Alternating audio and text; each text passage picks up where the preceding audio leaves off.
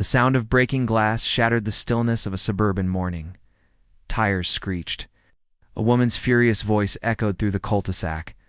"I told you, you people don't belong here." Mrs. Karen Dalton, the self-appointed queen of the neighborhood and HOA. President stood in front of a smashed black sedan, baseball bat in hand. Her pearl bracelet glimmered in the sunlight as she pointed the bat toward a young black man standing on the porch across the street.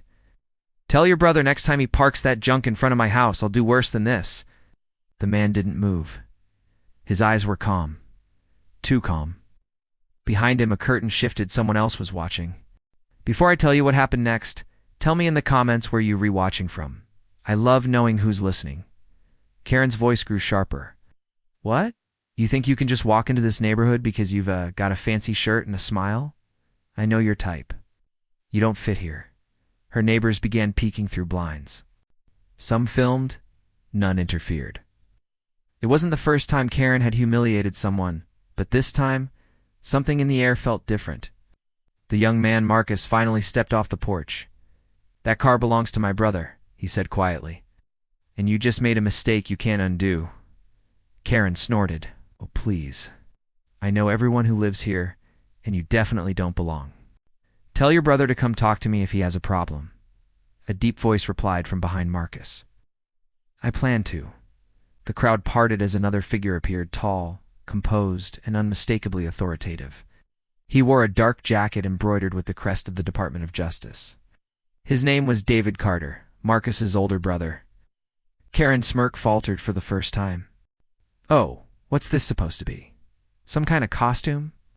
David didn't answer immediately. Crouched beside the shattered car window, examining the damage.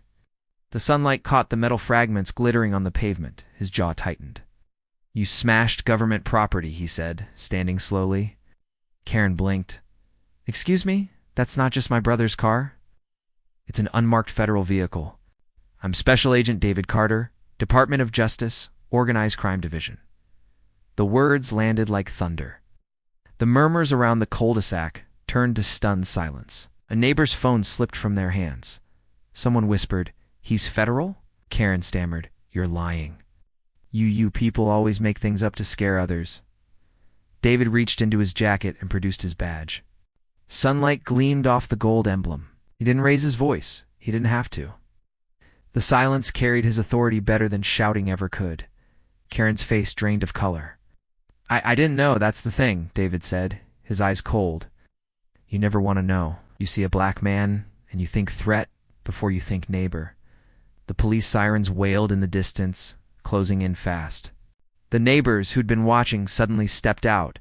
One offered David a bottle of water. Another mumbled something about always meaning to report her behavior.